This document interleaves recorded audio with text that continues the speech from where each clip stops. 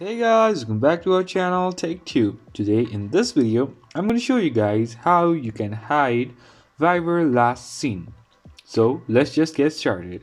I'll be teaching you guys a very easy step, so just follow me guys. Now, firstly what you have to do is just go to your Viber, and then on your bottom right corner you'll be having options which says more. Just go over there, and then from down go down and you'll find settings. Just go over there, sorry, and then from here what you need to do is you need to go to privacy option, which is just below accounts, like this. And then over here you'll be having this option which says send scene status. So turning this setting off will hide other scene status from you, so that's what we wanted. So just press it or tap it and it will untick. So that's pretty much guys, that's how you do it.